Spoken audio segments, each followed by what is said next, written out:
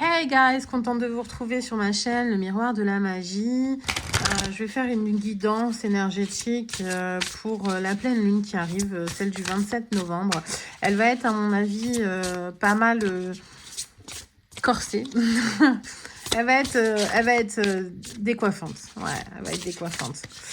Allez, j'interdis toute interférence d'entités, de parasites. Et qu'est-ce qu'on doit savoir ici et maintenant pour avancer au mieux sur notre chemin de vie? Alors, l'honnêteté. Faire preuve d'honnêteté. Faire preuve d'honnêteté, être honnête. Ouais, ben déjà avec soi-même, ça sera pas mal, déjà, je pense. Parce que 90% des gens sont pas honnêtes avec eux-mêmes. Donc, je ne peux m'attendre à ce qu'autrui dise toujours la vérité. En revanche, je peux avoir cette exigence vis-à-vis de moi-même.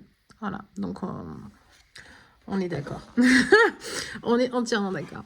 Je pense que voilà, c'est quand même... mais en même temps, c'est très difficile d'être honnête avec soi-même, être en adéquation, aligné avec ce qu'on veut, ce qu'on pense et ce qu'on fait.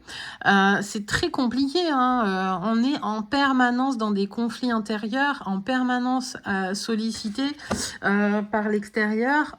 Et du coup, à être ce qu'on n'est pas, à vouloir ce qu'on ne veut pas forcément, surtout quand on a des industries qui ont énormément bien travaillé sur la compréhension du cerveau humain et sur les actes pulsionnels, parce que justement, on est en permanence conditionné à être dans de la pulsion. Alors le truc New Age, le ici et maintenant, voilà. Donc ça c'est un exemple parmi, très flagrant. D'ailleurs moi-même quand j'ai tiré les cartes, quand je tire les cartes, je dis pour avoir ici et maintenant, parce qu'en fait c'est la seule. Le futur est passé, donc il n'existe plus, et le futur n'existe pas encore. Voilà. Après, en effet, il y a d'autres, il y a d'autres écoles qui pensent que le passé, présent, futur sont sur une même ligne. Voilà. Sur une même ligne verticale. Donc tout se passe en même temps. Bon, voilà. Donc du coup, quoi qu'il en soit, le ici et maintenant est le seul vrai temps qui existe. Donc, ok, par rapport à ça, pourquoi je dérive sur ça? Parce que justement, ça aussi, le fait de ne pas, se souvenir du passé qui nous permet une auto-analyse et ne pas se projeter, donc qui fait qu'en fait on est tout le temps en permanence dans un climat de Urano futur, nous permet d'être plus facilement manipulé. Ouais, le New Age, ouais, voilà. Donc, et puis bon, quand on gratte un petit peu sur le New Age, on voit la CIA derrière, puis on voit des entités bien dégueulasses également, bref. Donc après, moi ça, je vous pousse à aller faire vos recherches. Moi, je suis vraiment anti-New Age, voilà, point basta. Shambhala, machin, mon cul sur la commode, intergalactique... Bon bref, ceux qui parlent avec les anges, je m'en méfie parce que justement, ils parlent avec des entités. Est-ce que c'est vraiment des anges? La plupart, ils ont tellement bas au niveau énergétique qu'ils croient parler à des anges alors qu'en fait, pas du tout. Bon, enfin bref. À part du gris, ils parlent à rien d'autre. Ils nourrissent rien d'autre. Donc, mais c'est pareil. Celle qui me dit parler avec papy et mamie, j'y crois pas vraiment, quoi. À partir de ce moment-là, moi perso, je refuse les soins et je refuse tout en fait venant de cette personne, de cette soi-disant être, parce que justement il y a des entités derrière et donc des empreintes énergétiques différentes.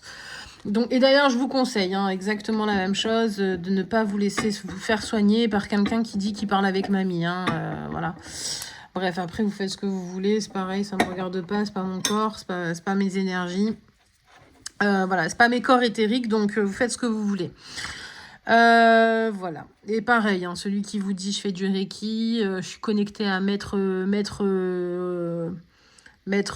sais pas quoi, Rousti-Rouki, ou je suis connectée avec la flamme violette de l'archange Flammarion Métatron, de comment il s'appelle là déjà, Ah, punaise, il y en a tellement, en fait. Voilà, tout ça, moi, je vous dis, justement, par souci d'honnêteté envers vous, et de ce que je crois savoir et de ce que j'ai cru comprendre, voilà, tous ces genres de personnes, en fait, travaillent avec des entités du bas astral.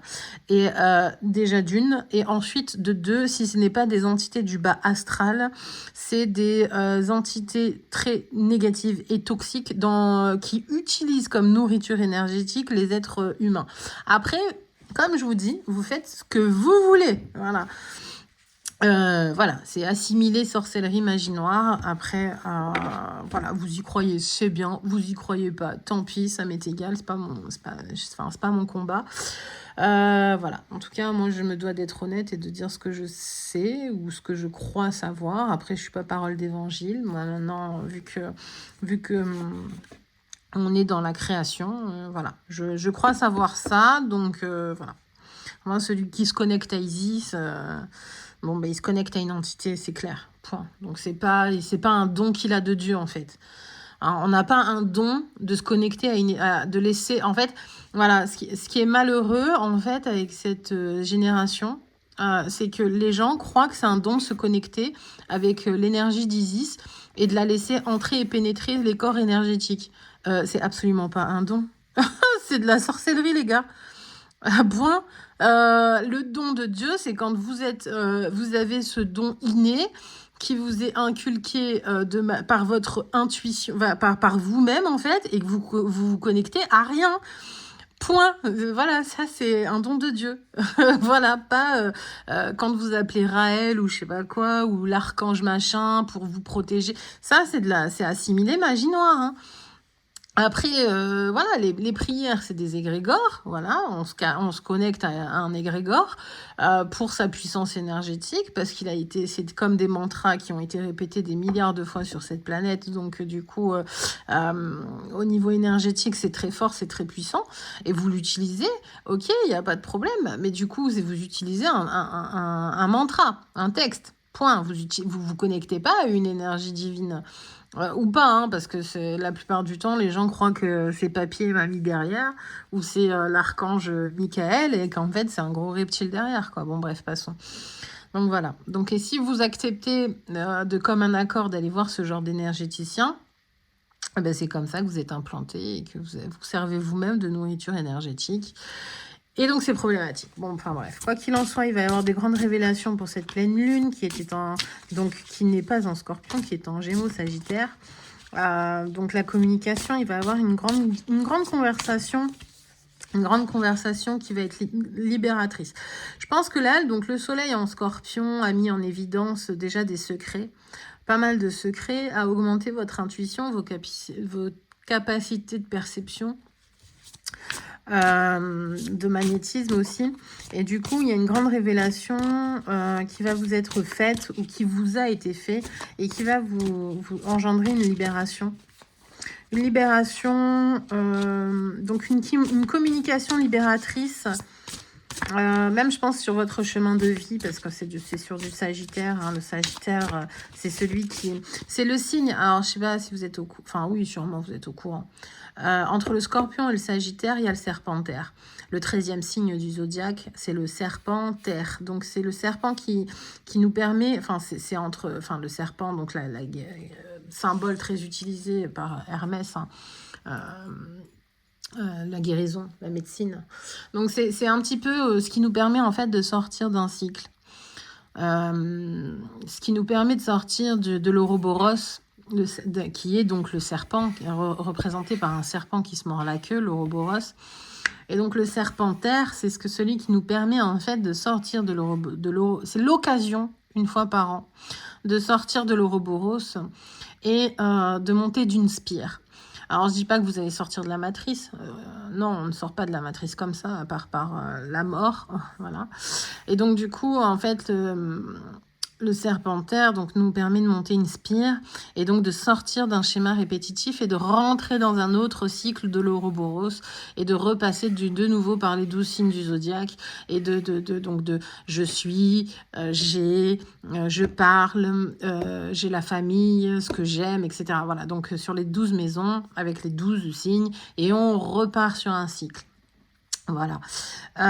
Donc, le scorpion qui est le symbole de la mort, hein, de la mort, des secrets, de l'occulte, de la magie noire, du magnétisme, donc des ondes. D'ailleurs, c'est pour ça que c'est un M.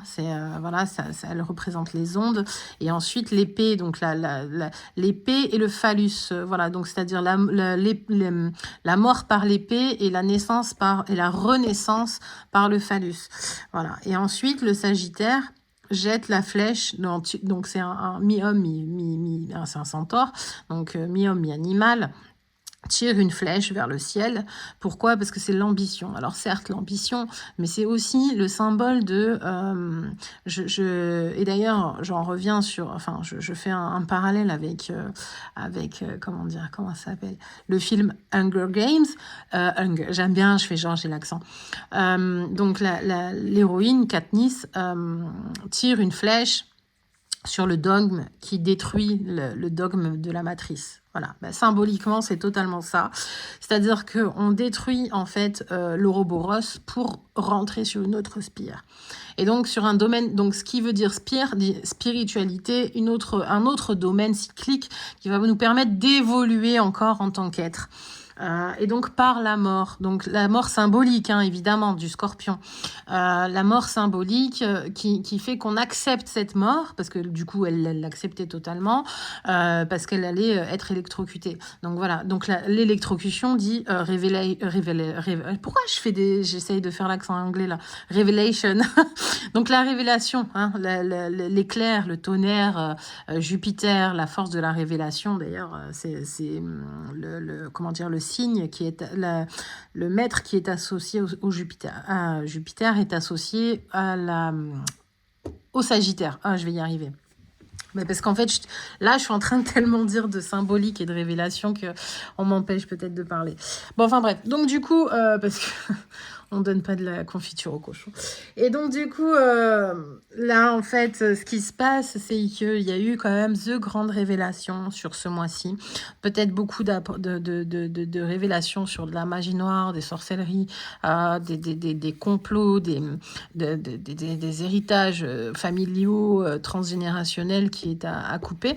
De grandes révélations. Et justement, il y a cette capacité de sortir grâce à ces révélations de l'Ouroboros et d'arrêter d'être dans des schémas répétitifs, non évolutifs. Et ouais, voilà, la mort. Donc, il y a sûrement aussi l'acceptation de la mort de l'ancien vous, en fait. La mort de l'ancien nous, de l'ancien vous, de l'ancien monde. Il y a quand même... J'apprends que toute fin n'est qu'un commencement. C'est super en adéquation avec ce que je viens de dire. Voilà, oui, la mort symbolique par le scorpion, c'est du symbole, hein. Je parle pas que vous allez perdre quelqu'un, ni mourir vous-même en tant qu'être, mais en fait, vous voulez, c'est de la mort symbolique pour changer et accepter d'être quelqu'un d'autre. Alors, pas d'être quelqu'un d'autre dans le sens pour plaire à l'autre, non, ça concrètement, on s'en fout. C'est plutôt être quelqu'un d'autre pour être la meilleure version de nous-mêmes. C'est augmenter notre dimension, notre quête. Voilà, je rappelle que le Sagittaire, c'est quand même le signe à partir duquel, en fait, on a quitté la matière. D'accord ?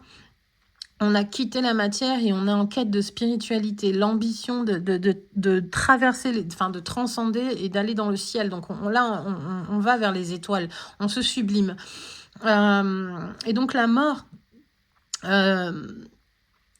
on est obligé du coup de passer par l'âme hors. Donc l'âme hors du corps va faire qu'en fait, il n'y a que par l'honnêteté, par la vérité, la sincérité, que comment dire, l'honnêteté, mais avec l'autre, on s'en fout de l'autre. Là, on parle de nous-mêmes. Voilà, pour nous-mêmes, qu'est-ce qu'on veut, qu'est-ce qu'on exige.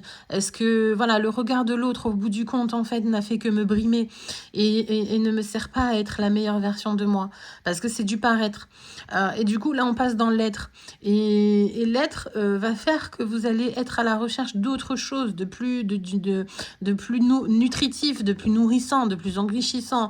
Vous allez vous diriger vers le ciel, du coup, plus sur ce qui est matière. D'accord? Et la matière... La matière, c'est pas que vous êtes totalement désintéressé de la matière. Je ne parle pas comme ça. Mais parce que de toute façon, on est incarnation. C'est quand même the big, c'est the big défi quoi de notre vie. C'est l'incarnation. C'est accepter cette incarnation. Voilà, service. Je me sens bien quand j'arrive à aider autrui. Mais alors du coup, je pense qu'en fait... il y a une grande remise en question sur le sens sacrificiel. Est-ce que vous rendez service pour nourrir votre ego ou est-ce que vous rendez service parce que c'est votre don et c'est votre capacité et c'est votre raison d'être? Voilà. Donc, il y a aussi peut-être le sentiment d'inutilité qui a été comblé par la matière. Donc, et des excès en tout genre, parce que là, du coup, on est dans le scorpion un petit peu. Dans le scorpion, dans le sens où, en fait, vous êtes dans la luxure, vous êtes dans l'argent, vous êtes dans le paraître, vous êtes dans les possessions, vraiment la possession de la matière. Le côté négatif du scorpion, hein, évidemment, il y en a qui travaillent sur soi, qui ne sont pas du tout comme ça, mais c'est pareil, en règle générale, voilà, l'énergie du scorpion, c'est l'argent, la possession, le matérialisme, c'est comment dire, c'est donc le magnétisme, l'occulte, la magie noire, les secrets, le sexe par non par amour, vraiment le sexe pour combler son besoin primaire. Voilà, donc du coup...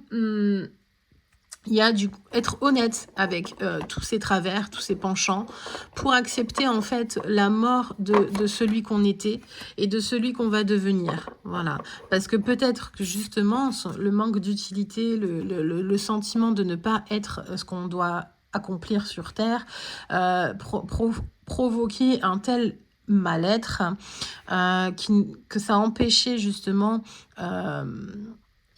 d'être aligné sur le chemin de vie qui était de rendre service à l'autre.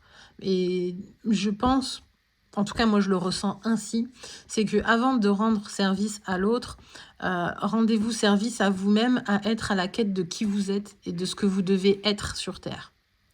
Voilà, c'est ce qui vous comble, ce qui vous enrichit. Moi, je vais peut-être parler par expérience personnelle, voilà. Mon métier de base, c'est infirmière. Donc, je suis dans le service, dans la servitude en permanence, hein, sur mes 12 heures de travail. Voilà, je suis dans le service. Mais ça, c'est mon travail, d'accord? Et en fait, je ne vais pas vous cacher que ce métier par vocation est devenu entre guillemets alimentaire. Alors dans le sens où si j'avais le choix, je ne le ferais pas. Voilà. Si j'avais le choix et l'opportunité, j'avais les finances pour ne pas le faire, je ne le ferais pas. Pourquoi? Parce qu'en fait, pour moi, je rends service autrement. Rendre service et soigner autrement me comblerait d'autant plus. Mais le problème, c'est que ça ne rapporte pas. Voilà. Donc, du coup, je suis comme vous, j'ai des factures à payer, j'ai des choses à faire, voilà, j'ai des loisirs, j'ai envie d'avoir des loisirs. Je me suis privée pendant X temps avec les vaccins. Donc, voilà. Donc, à un moment donné, voilà. Mais malgré tout, je reste dans ce service. Mais voilà. Donc, le juste milieu, c'est où est-ce que ma barre se situe pour me préserver, pour ne pas être dans le total don de soi sans donc du coup arriver à un épuisement physique et psychique, mais en même temps comment dire, trouver un équilibre en fait, vraiment mettre des limites, être dans le service mais pas non plus vivre que dans ça, intégrer que on peut aider et servir mais pas non plus être complètement phagocyté. Et, on peut servir d'une manière pendant X temps et ensuite changer. Vous voyez, rien n'est ancré dans la pierre. Après, la base est là. On est dans le service, on est dans le soin, on est dans l'aide, on est dans l'entraide. Mais ça, c'est la base propre de l'être humain, en fait. En tout cas, c'est ma conception de la vie. Mais bon, après... Voilà, donc du coup, il y en a, sauf qu'il y en a un de service qui est rémunéré et l'autre non. Mais dans ce monde d'argent, on est obligé du coup d'opter par le... Voilà. Mais peut-être que je soignerai autrement demain. Ça ne veut pas dire que tout est en... Voilà. Mais je reste sur ma base qui est le soin. Voilà. Ouais, mais j'ai conscience, voilà, je vous donne un exemple personnel, mais j'ai conscience que je dois mettre fin à un certain service pour en donner un autre. Vous voyez? Et peut-être que ça sera mon occasion pour moi de mettre en place dans la matière, via l'ambition et l'aide de Jupiter, des choses différentes pour 2024. Vous voyez ce que je veux dire? Bon, voilà, c'est un exemple. Peut-être du coup de soigner autrement et d'enfin ouvrir un cabinet perso et de soigner autrement, mais malgré tout, il y aura l'infirmière avec mes compétences toujours derrière en fait. Donc ça, il n'y a aucun problème par rapport à ça. Bon, je suis désolée, je me suis étalée sur ma vie privée, mais c'est pour plus ou moins donner de l'aspect concret sur ça. Donc savoir poser des limites, savoir en fonder d'autres, essayer d'évoluer et changer, des révélations qui vont nous permettre de mettre en place certaines choses différentes, se protéger, s'accepter et se respecter. Voilà. Je pense que ça va être assez sympa, l'énergie qui arrive.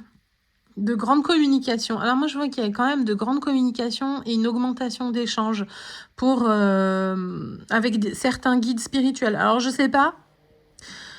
Enfin, pour ma part, oui, je suis sûre, je vais rencontrer un guide spirituel en plein moment de la pleine lune. Donc ça, c'est un guide qui va changer ma vie. Ça, j'en doute pas. Donc du coup, je pense qu'il y a beaucoup de personnes comme moi sur la même fréquence qui vont rencontrer dans cette période la personne qui vont changer sa vie, qui vont changer la vie en fait de l'autre, tu vois. Enfin, pardon, je suis en mode confession intime ce soir. Enfin, cet après-midi, pardon. Oui, je travaille de nuit, donc je suis décalée. Donc du coup, je disais, là, je pense qu'il va y avoir de grandes rencontres qui vont changer des vies, le cours de vie, et ça va être vraiment très puissant. Voilà. Bon, je vous remercie. Désolée si je vous ai saoulé avec mes expériences perso. Prenez bien soin de vous. Ça va être décoiffant. Je réitère, voilà. Et grosse pensée à ma best, qui est coiffeuse d'ailleurs. Voilà. Et puis, prenez bien soin de vous. Et j'espère que ça va se passer en douceur pour tout le monde malgré tout. Bye, kiss.